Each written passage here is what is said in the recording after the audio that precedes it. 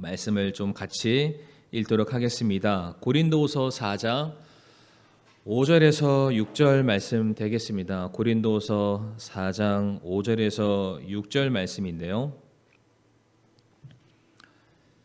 같이 한 목소리로 받들어 읽겠습니다. 시작. 우리는 우리 자신을 선포하지 아니하며 오직 주 되신 그리스도 예수님과 또 예수님으로 인하여 너희의 종된 우리 자신을 선포하노니 빛에게 명령하사 어둠 속에서 빛을 비추게 하신 하나님께서 우리 마음에 빛을 비추사 예수 그리스도의 얼굴에 있는 하나님의 영광을 아는 빛을 주셨느니라. 아멘. 사랑과 은혜가 풍성하신 아버지 하나님, 저희들에게 주신 이 귀한 사명인 복음을 증거하는 일에 우리 사랑하는 성도님들이 귀하게 또 쓰임 받기를 원합니다. 참 저희도 오전 말씀을 통해서 우리가 왜 복음을 전해야 되는지 그 이유를 알았다면 이제는 저희가 듣는 것에서 그치는 것이 아니라 실제로 우리가 전도의 현장에서 영혼들을 만나고 그들에게 복음을 전하는 자리까지 가기를 원합니다. 우리 성도님들의 귀한 섬김을 통하여서 하나님 잃어버린 영혼들을 주님께로 인도할 수 있는 그런 귀한 모습들이 있게 하여 주시옵소서. 예수님의 이름으로 기도를 드리옵니다. 아멘. 자리에 앉으시겠습니다. 복음을 전하기 위한 좋은 방법 혹은 효과적인 전도 방법에 대해서 좀 간단하게 말씀을 드리길 원하는데, 저와 성도님들은 복음을 전해야 하는 사명을 받았습니다. 오늘 우리가 읽었던 본문 말씀만을 비롯해서 드리는 말씀이 아니라 성경 여러 곳에서 우리들에게 복음을 전해야 된다, 복음을 전해라 라는 사명을 우리에게 주고 계시죠. 이것은 그냥 해도 되고 뭐 하지 않아도 되는 그런 선택적인 사항이 아니라 반드시 해야 될 사명이라고 우리에게 말씀을 하십니다. 근데 문제는 무엇이냐면 우리는 그런 사명을 받았는데 우리가 그 복음을 세상에 증거하게 되었을 때에 세상은 그 복음에 대해서 굉장히 적대시한다라는 것이죠. 뭐 예전부터 그랬지만은 갈수록 시간이 지날수록 더더욱더 복음을 전하는 일들이 참 쉽지 않은 시대를 저희들이 맞이하고 있습니다. 그렇기 때문에 저희들이 전도할 때 있어서 지혜가 필요하고요, 조금 더 효과적인 방법이 필요하지 않나라는 생각을 가져보게 되는데, 사실상 오늘 제가 드리고자 하는 말씀은 뭐 없는 것을 말씀드리는 것이 아니라 그래도 우리가 이런 원칙을 기억한다면 전도할 때 쉽게 낙심하거나 우리가 참 절망하지 않고 그래도 끝까지 복음의 어떤 사수를 우리가 하지 않을까라는 생각에서 이 말씀을 나누길 원하는데요. 첫 번째로 우리가 복음을 전하기 위한 좋은 방법, 첫 번째가 바로 전도는 반복해서 하는 것입니다. 반복해서 하는 것. 전도는 그러니까 일회적인 것이 아닙니다. 반복해서 지속적으로 전해지는 것이 복음입니다. 마치 가랑비에 속옷이 젖어 들어가는 것처럼 자꾸만 말씀과 복음을 그들에게 전하고 그 복음이 그들에게 젖어 들어가기 시작했을 때에 결국 그들은 복음 앞에 그리고 하나님의 말씀 앞에 굴복할 수밖에 없습니다. 일례로 저희 친교회에서 불과 몇 년 전에 100만 명 구령 운동이라는 것을 했고요. 저희 교회 성도님들도 그 운동에 함께 참여해서 귀한 사역을 감당해 오셨다라는 것을 알고 있습니다. 저희가 그 100만 명 구령 운동에서 그 100만 명이라는 숫자는 제가 달성하지는 못했습니다. 그러나 그 10몇 년 정도 되는 그 시간 동안에 그래도 여러 많은 교회들이 동참해서 제 숫자는 정확하게 기억나지 않지만 거의 10,000명 단위의 굉장히 많은 숫자를 주님께로 인도해 왔다라는 것을 제가 보고를 듣게 됐습니다. 굉장히 많은 영혼에게 복음을 전하게 됐고요. 그리고 우리가 구령을 했죠. 너무나도 귀한 사역이었고 우리가 참 너무나도 값진 열매를 보게 되었지만 안타까운 것 중에 하나가 무엇이냐면 그렇게 많은 사람에게 복음을 전했고 그렇게 많은 사람들을 구령했다라고 우리가 숫자를 써서 내기는 했지만 그 영혼들이 실질적으로 교회에 더해진 경우는 굉장히 적습니다. 그것은 이제 우리 교회만을 이야기하는 것이 아니라 모든 친교회를 포함해서 말씀을 드립니다. 왜냐하면 만 명 단위의 우리가 영혼을 구령했다고 하는데 우리 친교회가 만 단위로 늘어나지는 않았거든요. 오히려 많은 교회들을 찾아보면은 교회가 더 부흥하는 경우는 거의 요즘은 찾아보기 힘들고요, 유지하거나 조금씩 줄어들고 있습니다. 그렇다면 문제가 무엇일까? 왜 우리가 그렇게 많은 사람들을 만났고 그렇게 많은 사람들에게 복음을 전했는데 왜 그 많은 사람이 다 떠나게 됐을까? 그러니까 우리가 복음을 전했던 대상자들을 살펴보게 되면은 일회성으로 만나는 사람들이 참 많다라는 것입니다. 물론 그 영혼들도 굉장히 중요합니다. 어찌 보면 우리들의 인생 가운데 딱 한 번밖에 만날 수 없는 그런 정말로 너무나 귀한 타이밍과 같은 그 시간에 그 사람에게 복음을 전하는 것만큼 귀한 일은 없겠지만 그냥 마치 우리가 넓은 광장에서 그냥 많은 사람들에게 듣든지 아니 듣든지 선포하는 식의 복음을 전하다 보니까 몇몇 사람들은 예의상 관계적인 측면에서 복음을 듣고 예수님을 영접했다라고 말하지만 실질적으로 그 사람들이 진짜 구원 받았는지 그것을 확인하고 점검하는 데까지는 저희들이 잘 가지 못했던 그러한 부분들이 있습니다. 그래서 어떤 면에서는 우리가 어떠한 사람에게 복음을 한 번 전하는 것도 굉장히 중요하지만 계속해서 반복적으로 말씀을 그들에게 전함으로 말미암아 정말로 하나님의 말씀이 그들의 영혼에 뿌리 내리게 만들고 그것이 자라나서 열매 맺는 과정까지 우리가 보는 것이 더 필요하지 않나. 예수님께서 그 마태복음 28장 19절에서 20절 말씀도 보게 되면은 너희는 가서 그들에게 복음을 전하고 제자를 삼아서 침례를 주라까지 되어 있죠. 그러니까 그 과정들이 다 포함이 되어 있습니다. 그냥 복음만 전하라라고 말씀하지 않으셨고요. 그들에게 침례도 주고 교회에 더하게 만들고 또한 그들이 또 다른 영혼을 재생산하게 되는 제자로서의 삶을 만드는 것까지를 우리에게 사명으로 주셨습니다. 그러다 보니까 우리가 딱 한 번 만나는 걸로는 이런 일들이 가능하지 않고요. 여러 차례 반복해서 사람들을 만나서 복음을 전하는 것이 굉장히 중요한데 오늘 이제 우리가 잠깐 살펴보게 될 요한복음 1장 말씀 보게 되면은 전도는 반복해서 하는 것이다라는 것을 우리가 확인할 수가 있는데 특별히 우리가 복음은 예수님을 전하는 것입니다. 그런데 그 요한복음에서 예수님 주의 길을 예비했던 한 사람이 있는데 바로 그 사람의 이름이 이제 침례 요한입니다. 그러니까 누구보다 예수님의 사역을 준비했던 사람이고 예수님을 선포했던 사람이 침례 요한인데 침례 요한의 사역을 보게 되면은 반복해서 했다라는 것을 우리가 확인할 수 있습니다. 요한복음 1장 15절 말씀 한번 띄워 주시면 요한이 그분에 대해 증언하며 외쳐 이르되 내가 말하기를 내 뒤에 오시는 분이 나보다 앞서신 것을 그분께서 나보다 먼저 계셨기 때문이라 하며 언급한 분이 곧 이분이라 라고 되어 있습니다. 그러니까 침례 요한이 사람들을 만났을 때 했던 이야기가 무엇이냐면은 이제 오실 예수 그리스도가 어떠한 분이신지를 그가 만나는 모든 사람들에게 선포했다라고 되어 있습니다. 그러니까 15절에 침례 요한의 사역을 말하고 있는데 그 다음에 또한 침례 요한의 사역이 나옵니다. 요한복음 1장 29절에서 30절 말씀 한번 띄워주시면 29절 말씀이 포인트인데요. 다음 날이라고 되어 있습니다. 그러니까 아까 읽었었던 15절 말씀은 전날의 이야기고요. 29절에는 그 다음 날 사건을 말합니다. 다음 날 요한이 예수님께서 자기에게 오시는 것을 보고 이르되 세상 죄를 제거하는 하나님의 어린 양을 보라. 내가 말하기를 내 뒤에 오시는 분이 있는데 그분께서는 나보다 앞서신 것은 그분께서 나보다 먼저 계셨기 때문이라 하며 언급한 분이 곧 이분이라 라고 되어 있습니다. 15절에서 말하는 것이 리바이벌 되고 있습니다. 29절에서 그리고 30절에서 똑같이 말을 하고 있죠. 전날에도 사도 요한, 침례 요한은 그 말을 했고요. 그 다음 날에도 똑같은 이야기를 사람들에게 선포하고 있습니다. 그리고 이어지는 요한복음 1장 35절에서 36절 말씀도 띄워주시면 또 다음 날이라고 되어 있죠. 그러니까 그 다음 날은 세 번째 날이 되겠죠. 또한 다음날 요한이 자기의 제자들 중에 두 사람과 함께 서 있다가 예수님께서 거느실 때에 그분을 보고 이르되 하나님의 어린 양을 보라라고 말하고 있습니다. 첫째 날, 둘째 날, 셋째 날.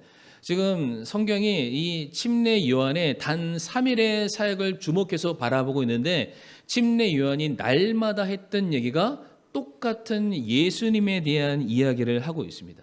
그러니까 침례 요한은 주의 길을 예비한 사람이고 예수님을 선포하는 사람인데 그 침례 요한이 사람들에게 만나서 이야기했던 것은 똑같은 얘기입니다.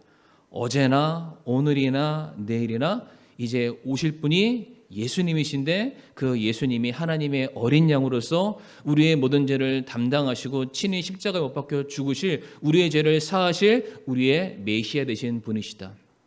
모든 사람들에게 만나는 사람들에게 계속해서 그 이야기를 했던 거예요. 그러니까 다시 말해서 침례 요한은 주의 길을 예비하는 자인데 그 길이 단 하루 만에 만들어진 게 아니라는 것이죠.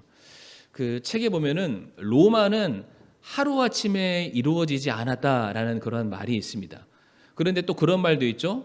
모든 길은 로마로 통한다.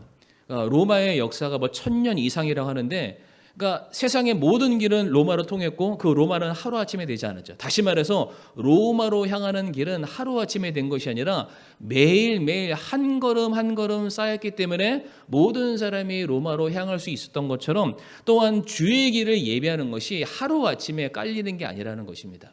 계속해서 반복적으로 똑같은 메시지가 선포되기 시작했을 때 사람들이 그것을 보고 그냥 한 걸음 한 걸음 찾아오게 되는 것이죠. 예를 들어서 우리가 누군가에게 복음을 전했을 때 물론 그 영혼이 무르익어서 전하자마자 막 꼬꾸라지듯이 그 복음을 영접하면 얼마나 좋겠습니까? 그러나 오전에도 말씀드렸죠. 약 23사람의 손을 거쳐야만 이 영혼이 마음 문이 열려서 구원을 받게 된다고 합니다. 다시 말해서 내가 오늘 복음을 전했을 때 이 영혼이 전혀 예수님을 알지 못하는 상황에서 그래도 예수님의 예자라도 듣는 사람이 되고요. 또 한 번 내가 그를 찾아가서 똑같은 복음을 증거하게 됐을 때에 예수님이 우리를 무슨 일을 위해 하셨는지를 그나마 알게 되고 이러한 과정들이 우리에게 너무나도 필요하다라는 것이죠. 그래서 이런 글이 있더라고요. 우리 한번 화면에 띄워주시면 농작물은 주인 발자국 소리 듣고 자란다. 혹시 이거 들어보셨나요? 아시죠? 이게 실제로 농작물들이 귀가 있다라는 건 아니고요. 그만큼 주인이 관심과 사랑을 두고 자주 찾아가게 되면은 잘 자랄 수밖에 없다라는 그러한 뜻일 겁니다. 마찬가지로 전도도 단 한 번으로 끝낼 수 있는 그런 과업이 아닙니다. 지속적으로 반복해서 우리가 그 영혼들을 찾아가게 됐을 때 그들에게 복음의 메시지를 증거하게 됐을 때 가랑비에 속옷 젖는 것처럼 그들의 마음문이 조금씩 열리게 될 것이고 우리가 준비한 길이 그 마음문까지 향해서 바로 예수님을 영접하게 될 것입니다. 그래서 전도는 다른 게 없습니다. 좋은 방법, 반복해서 하는 것, 지속해서 하는 것. 언제까지 해야 될까요? 우리가 누군가에게 복음을 전해야 될 때 그 영혼이 살아있는 한 계속해서 전해야 될 것이 복음이라고 믿습니다. 두 번째로 전도의 좋은 방법은 무엇이냐면은 전도할 때 우리가 편견을 버려야 한다라는 것이죠. 같은 요한복음 1장 46절 말씀 보게 되면 나다나엘이 그에게 이르되 나사렛에서 무슨 선한 것이 날 수 있느냐라고 되어 있습니다.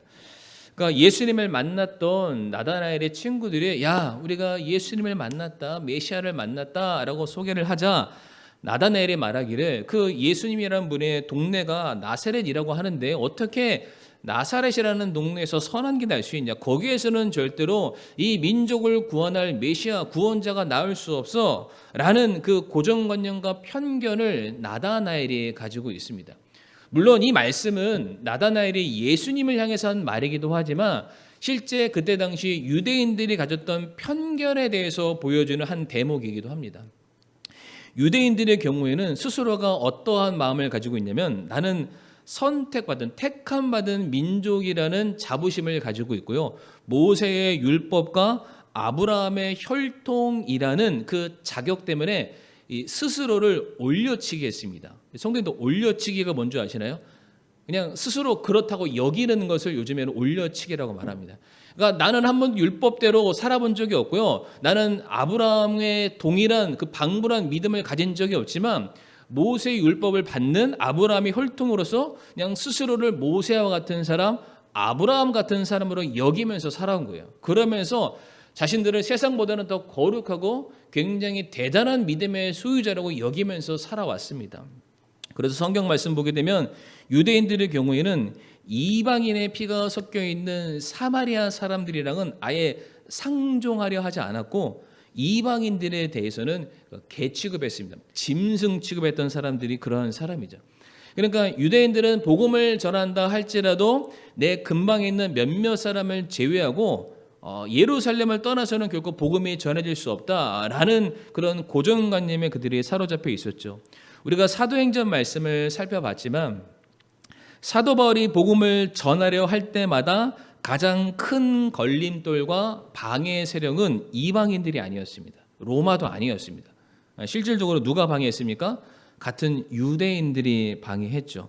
우리는 택함 받은 민족인데 어떻게 이 복음이 저 혈통이 흩어진 사람들 그리고 이방인들에게 갈 수 있느냐라고 말하면서 바울의 사역을 막는 사람들이 같은 유대인들이었습니다. 그런데 예수님께서 이제 공생의 사역을 마치시고 떠나시면서 사도행전 1장 8절에 제자들에게 이런 말씀을 주시게 됐죠. 오직 성령님께서 너희에게 임하신 뒤에 너희가 권능을 받고 예루살렘과 온 유대와 사마리아에서 그리고 땅의 맨 끝 지역까지 이르러 나를 위한 증인이 되리라 라고 말씀하셨어요. 하나님이 이스라엘 백성들에게 뭐라고 말씀하셨냐면은 일단은 너희들에게 복음이 간 것은 사실이나 그 복음이 확장돼야 된다. 이 예루살렘 안에만 머무는 것이 아니라 온 유다 땅 그리고 너희와 동일한 형제들인 사마리아 그리고 거기에서 복음이 멈추는 것이 아니라 저 맨 끝 지역 이방인들 하나님의 형상을 닮은 모든 사람들에게 반드시 복음이 전해져야만 한다. 너희가 그것을 감당해라 라고 명령을 하셨죠. 그러나 성도님 아시죠? 사도행전 8장 말씀 가보게 되면은 예루살렘 교회에 커다란 핍박이 있습니다. 이거는 단순한 핍박이 아니라 복음이 예루살렘이라는 울타리 그 장벽을 넘어서지 않게 되자 하나님이 직접 그 편견들을 깨신 겁니다. 그리고 실질적으로 그렇게 깨어져서 예루살렘에 있는 성도들이 흩어지게 되었을 때에 빌립 집사를 비롯해서 바울과 바나바와 수많은 사람들이 세상 끝까지 복음을 전하게 되는 문이 열리게 되죠. 우리가 살아가는 데 있어서 우리들의 삶에 우리 성도님들에게는 혹시 어떠한 편견이 있을까요? 유대인들처럼 우리는 혈통 보고 따지는 그런 시대는 살지 않습니다. 워낙 다양한 인종의 많은 사람들이 살기 때문에 누구는 더 고귀하고 누구는 저급하고 우리는 이런 식으로 따지는 그런 편견을 가지지는 않습니다. 근데 우리에게 있는 편견이 있는데 그것은 뭐냐면 전도가 참 어렵다라는 편견입니다. 그러니까 전도는 잘하는 사람은 잘하는데 나는 잘 못한다라는 그런 편견을 가지고 있죠. 그리고 내가 그동안 정말로 오랫동안 신앙생활하면서 많은 사람들에게 복음을 전해봤지만 안 듣더라. 그렇잖아요. 우리가 지금 계속해서 어떠한 영혼을 위해서 수년, 수십 년을 기도했던 그런 분들도 아마 계실 텐데 돌아올 기미를 보이지 않는다. 그러니까 내가 더 이상 복음 전하고 싶지 않다라는 편견과 고정관념에 우리가 쌓일 때가 많이 있죠.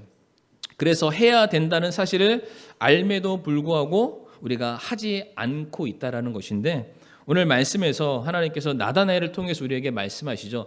그 편견이 깨져야만 우리가 더 많은 사람들에게 복음을 전할 수 있고요. 그 사람도 주님 만나서 그들의 삶이 놀랍게 변화가 될 수 있다라는 것입니다. 그러니까 전도는 다른 것이 아닙니다. 일단은 반복해서 전하는 것밖에 방법이 없고요.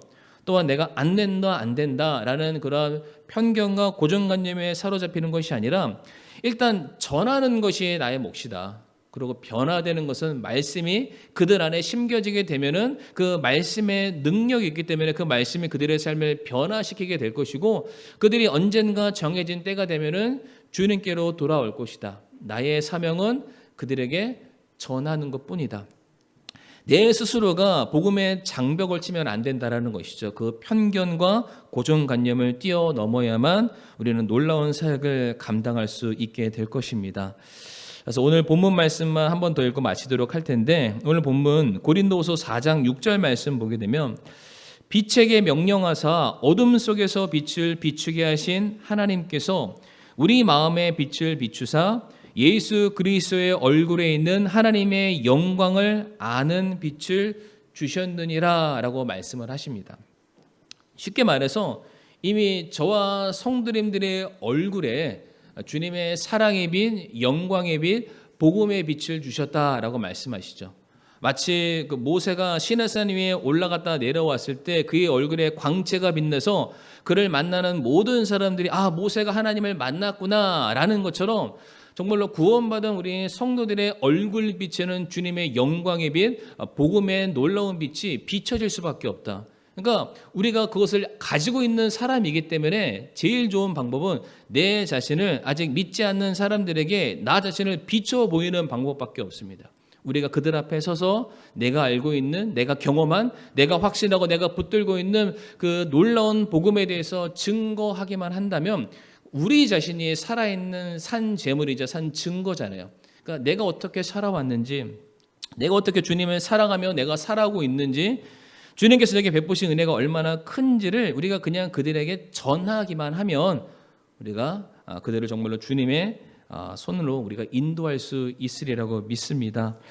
그래서 우리 사랑하는 성도님들, 우리가 정말로 누군가를 사랑한다면 우리가 그에게 줄 수 있는 가장 큰 사랑은 우리가 가지고 있는 주님에 대한 그 사랑, 또 주님이 우리에게 주시는 사랑을 전하는 것이라고 믿습니다. 그래서 오늘 말씀 우리가 기억하시면서 우리가 돌아오는 그 5월 말 우리가 홈커밍 데이, 우리가 정말로 주님께로 인도해야 될 많은 영혼들이 있는데 함께 모여서 우리가 하나님께 놀라운 영광을 돌려드리는 그 시간들이 될 수 있기를 기대해 봅니다. 우리 성도님들 많이 참여해 주시고요. 꼭 그 이름 적어 주시고 제출해 주시면은 감사하겠습니다. 제가 이 시간 기도하고 저희들이 마치도록 할 텐데 이제 내려가서 이제 저희들이 전도를 이제 나갈 텐데 두 방향으로 나가려 합니다. 물론 제가 밑에서도 또한 설명을 드리겠지만 이번에 나갈 때는 저희들 따로 뭐 쓰레기를 줍거나 하지는 않고요. 두 부류로 나눠서 할 때는 그냥 저희가 준비하고 있는 전도지와 교회 물티슈를 나눠 드리고자 합니다. 그래서 지금 제가 얼추 숫자를 세보니까 한 20명 정도, 저희 모치님들을 빼고 한 20여 명 정도 되니까요. 10분은 저희교회를 중심으로 해서 저기 쌍용 사거리까지 쭉 직진하셨다가 다시 돌아오는 걸로 양쪽 길을 이렇게 유턴하듯이 돌아오시면 될 것 같고요. 나머지 한 10분 정도는 저쪽에 있는 저기 백운광장 스트리트 있죠. 저 공원이 있습니다. 그쪽까지 해서 제가 그 남광주 남구청 앞에까지 이렇게 딱 돌고 오는 그런 시간을 좀 가지려 합니다. 인원 분배는 밑에서 하고요. 우리가 그런 방식으로 오늘 전도하고 다시 돌아오도록 하겠습니다. 제가 기도하겠습니다.